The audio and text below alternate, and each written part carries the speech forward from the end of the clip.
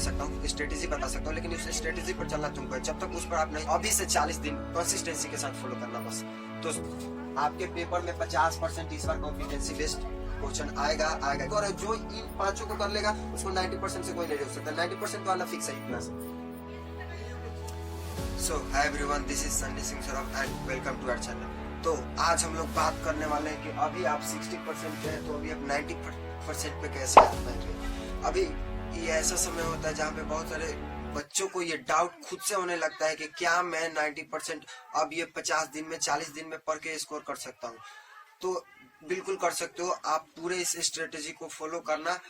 देखो, मैं तुमको रोड मैप दे सकता हूँ, स्ट्रेटेजी बता सकता हूँ, लेकिन उस स्ट्रेटेजी पर चलना तुमको है। जब तक उस पर आप नहीं चलोगे, मैं कितना भी बता दूं, कितना भी स्ट्रेटेजी बता दूं, आपके 95 नहीं आ सकते। तो इसको देखना और देखकर फॉलो करना है, केवल देखना नहीं। और याद करो वो दिन जब पहली बार जब तुम क्लास 10th में आए थे और सोचे थे कि मेरा भी 95 आएगा, मेरा भी एक न्यूज़पेपर में नाम आएगा और मेरे पेरेंट्स खुश हो जाएंगे जब मेरे न्यूज़पेपर में नाम रहेगा। तो अभी भी वो टाइम है करने के। बस इस चीज को अभी से 40 दिन कंसिस्टेंसी के साथ फॉलो करना बस। तो अगर 95 लेना है तो सिलेबस तो कंप्लीट करना ही पड़ेगा। और सिलेबस कंप्लीट करने के लिए सबसे पहले बात करेंगे कि एनसीईआरटी क्या करे या नहीं करे। तो मैंने यहाँ पे लिखा है एनसीईआरटी। तो एनसीईआरटी करना है, लेकिन उस एनसीईआरटी को 80-20 रूल के यूज करके करना है। अब ये 80-20 रूल क्या होता है? 80-20 रूल ये बोलता है कि कोई भी आप एक इंडिविजुअल चैप्टर ले लिए, जैसे इलेक्ट्रिसिटी। उस इलेक्ट्रिसिटी में 20% टॉपिक वैसा होगा जहां से 80% क्वेश्चन उस कर आते हैं। जैसे इलेक्ट्रिसिटी से ओम्स लॉ एक टॉपिक है जहां से हर बार क्वेश्चन आता है, तो वो ये 20% टॉपिक में आएगा जहां से 80% क्वेश्चन उठ के आते हैं। तो एनसीईआरटी पढ़ना है, लेकिन लाइन बाय लाइन नहीं पढ़ना है, वन शॉट से पढ़ना है। वन शॉट वीडियो में पूरी एनसीईआरटी कवर होती है। लाइन बाय लाइन एनसीईआरटी नहीं पढ़ना। इतना टाइम नहीं बचा है कि आप लाइन बाय लाइन पढ़ के आप एनसीईआरटी कंप्लीट कर पाएंगे। तो सबसे पहले एनसीईआरटी को करना कैसे? 80-20 रूल का यूज करके करना है। 80-20 रूल क्या है मैंने बता दिया। जब आपका एनसीईआरटी पूरा हो जाएगा उसके बाद आपको करना है एग्जाम्पल। किसके एग्जाम्पल करना है? एनसीईआरटी के एग्जाम्पल करना है, क्योंकि एग्जाम्पल से डायरेक्ट क्वेश्चन आ जाते हैं आपके बोर्ड के एग्जाम में। तो जैसे ही आप एग्जाम्पल किए, एग्जाम्पल के बाद आपके चैप्टर के लास्ट में एक एक्सरसाइज दिया होता है, उस एक्सरसाइज को भी करना है, जिससे आपको कॉन्फिडेंस बूस्ट होगा कि हाँ मुझे इस चैप्टर में कुछ आता है। क्योंकि वहाँ पे क्वेश्चन आसान भी होते हैं और कुछ अच्छे लेवल के भी होते हैं जहाँ से क्वेश्चन डायरेक्ट आपके बोर्ड एग्जाम में आते हैं। तो आपने एनसीईआरटी कर ली और उसके एग्जाम्पल कर लिया और एक्सरसाइज भी कर लिए। इतना कर लेने के बाद आपको जाना है प्रीवियस ईयर क्वेश्चन पे। प्रीवियस ईयर क्वेश्चन क्या होता है? मतलब कि आपके पिछले, मतलब सीनियर के जो बोर्ड एग्जाम में क्वेश्चन आए हुए होते हैं उसको बोलते हैं प्रीवियस ईयर क्वेश्चन। और ये प्रीवियस ईयर क्वेश्चन बार बार रिपीट होते हैं। ये प्रीवियस ईयर क्वेश्चन बार बार रिपीट होते हैं। हाँ, बिल्कुल बार बार रिपीट होते हैं। आपके जो 2019 में है वो 20 में भी आते हैं। आपके जो 2014 में आते हैं वो 16 में भी आए हुए। तो ऐसे प्रीवियस ईयर क्वेश्चन का बहुत ज्यादा इंपॉर्टेंस होता है और इसके करने से प्रैक्टिस बहुत ही अच्छी बनती है। प्रीवियस ईयर क्वेश्चन का तो इम्पोर्टेंस है, ये आप समझ लीजिए। आपको यहाँ से 20% आपके पेपर में प्रीवियस ईयर क्वेश्चन से दिखेगा। 20% बिल्कुल दिखेगा जो आपके पिछले साल आए हुए होंगे। आप प्रीवियस ईयर क्वेश्चन कहाँ से कर सकते हैं? देखिए, आप गूगल पे जाइए, आप लिखिएगा previous year question chapter wise previous year question मिल जाएगा। आप वहां से सॉल्व कर सकते हैं। तो प्रीवियस ईयर क्वेश्चन से 20% पेपर में आने वाला है, इस बात की गारंटी है। इसे करना ही करना है। जब आप इतना कर लेंगे उसके बाद आपको करना है competency based question. Competency based question 50%।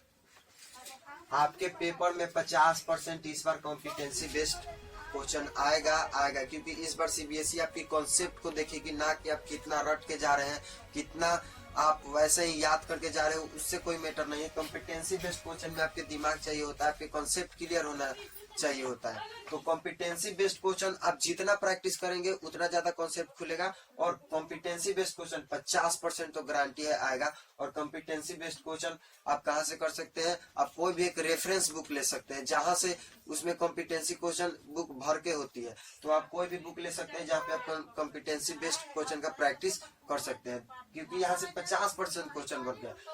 जब आप इतना कर लेंगे, एनसीईआरटी भी कर लिए, 80-20 रूल लगाकर एग्जाम्पल इंटेक्स क्वेश्चन भी कर लिए, एनसीईआरटी का प्रीवियस ईयर क्वेश्चन कर लिए और कॉम्पिटेंसी बेस्ड क्वेश्चन, इतना कर लेने के बाद तो आपको 95 तो एकदम परफेक्ट है, फिट है कि 90% आएगा। मैं तो कह रहा हूँ जो इन पांचों को कर लेगा उसको 90% से कोई नहीं रोक सकता। 90% तो आना फिक्स है इतना से। लेकिन उसके बाद भी एक होता है जहाँ पे टाइम मैनेजमेंट, ये सब चीजें एग्जाम हॉल में बहुत ज्यादा जरूरी होता है, जिसके लिए आपको सीबीएसई का सैंपल पेपर करना बहुत जरूरी है, जहाँ पे आप सब चीज वहाँ पे मिलेगा एक मिक्स वे में। जैसे आप बोर्ड एग्जाम के माहौल में रहेंगे वैसे ही आप घर में क्रिएट करके सैंपल पेपर लगा सकते हैं। तो ये भी बहुत जरूरी है। सीबीएसई के वेबसाइट पे पूरा सैंपल पेपर आपको मिल जाएगा, लेटेस्ट सैंपल पेपर मिल जाएगा, पिछले साल वाला भी मिल जाएगा। तो सैंपल पेपर भी बहुत जरूरी है। आई नो कि यार ये जितना सुनने में आसान होता है उतना करने में आसान होता नहीं है, लेकिन आपको करना पड़ेगा, क्योंकि आपका जो ड्रीम है, अगर आप चाहते हैं उतना पाना, 95 पाना, 98 पाना, तो आपको ये तो करना पड़ेगा। जब आप ये पूरा कर लेंगे, गारंटी है कि आपका परसेंटेज एकदम चमकेगा, पेपर में भी नाम चमकेगा, खुशी का माहौल रहेगा। उस समय सोचो कैसा लगेगा। तो ये डिफिकल्टी पहले फेस करना पड़ेगा उस खुशी के लिए। जब आप इतना कुछ करेंगे तो बहुत सारे बीच में प्रॉब्लम आएगी, आप कुछ मिस्टेक भी करेंगे। तो मैंने मिस्टेक भी बता रखा है कि इस मिस्टेक को नहीं करना है, नहीं तो 95 तो दूर, आप 75 का भी सपना भूल जाइए अगर आप इस मिस्टेक को करते हैं तो पहला मिस्टेक क्या है? Follow more than one teacher for individual chapter. आप एक चैप्टर के लिए एक ही टीचर को फॉलो करना है, क्योंकि अब इतना टाइम नहीं बचा है कि आप एक सब्जेक्ट को 4-4 घंटे, 10-10 घंटे 4-4 टीचर को टाइम देकर पढ़े, क्योंकि सब टीचर एक ही चीज को पढ़ाते हैं। बस आपको टीचर पे बिलीव रखना होता है। तो अब आपको टीचर चेंज करने की कोई जरूरत नहीं है। आप एक टीचर से पढ़ना, एक टीचर को फॉलो करना। तो पहला मिस्टेक तो आप यही करते हो कि एक चैप्टर के लिए आप 4 से 5 टीचर को फॉलो कर लेते हो। स्कूल के, कोचिंग के, यूट्यूब से 3-4 टीचर खोज लेते हो और सबसे पढ़ते हो। सबसे नहीं पढ़ना है, क्योंकि अब उतना टाइम नहीं बचा है। तुम ही सोचो 40 दिन, 50 दिन में आपको 5-5 सब्जेक्ट पढ़ना है, और 5-5 सब्जेक्ट में कितने चैप्टर है। तो आपको अगर ये सब करना है, अगर 95 लाना है, तो टीचर पे आपको भरोसा करना पड़ेगा। 1 से 2 टीचर फॉलो करना है, उससे ज्यादा नहीं कर सकते हो। और लास्ट और फाइनल जो अपना डेली डोज मान सकते हो, वीडियो का डोज, वो है नो रिवीजन रूल। अगर आप रिवीजन नहीं करते हो, never do it no revision rule. अगर आप रिवीजन नहीं करते हो तो 95 तो दूर, 75 भी नहीं आ सकता, क्योंकि रिवीजन बहुत जरूरी होता है। क्योंकि आपको एक फॉरगेटिंग कर्व होता है। अगर जो आप पहले दिन जितना आपको याद होगा, वो 7वें दिन आपको उतना याद नहीं होगा। लेकिन अगर आप 7वें दिन रिवीजन कर लेते हो तो फटाक से आपके दिमाग में वो रिकैप हो जाता है कि हाँ ऐसे ऐसे हुआ था, और इवेंट पूरा याद हो जाता है। तो रिवीजन बहुत जरूरी है आपके 95 स्कोर करने के लिए। बोला था और अभी भी बोल रहा हूँ, मैं आपको केवल रोड मैप दे सकता हूँ, स्ट्रेटेजी बता सकता हूँ, लेकिन इस स्ट्रेटेजी पर आपको ही चलना है, इसको आपको ही फॉलो करना है। अगर तुम इसे फॉलो करोगे तो अभी कमेंट में लिख देना, यस भैया आई विल फॉलो इट, मैं इसे फॉलो करूंगा, आई विल फॉलो दिस। तो लिख देना कमेंट में। और जब इसके पूरे फॉलो कर लेना, बोर्ड के एग्जाम के रिजल्ट के बाद इस वीडियो में आना है और बताना है कि मैंने इसे फॉलो किया, मुझे इतने परसेंटेज आए। अगर आपको इस वीडियो से कोई बेनिफिट नहीं भी होता है, उसको भी कमेंट में लिख देना है बोर्ड एग्जाम के बाद, लेकिन आपको अभी इसे फॉलो करना है। और पेपर में नाम आएगा तो सोचो कितना अच्छा लगेगा।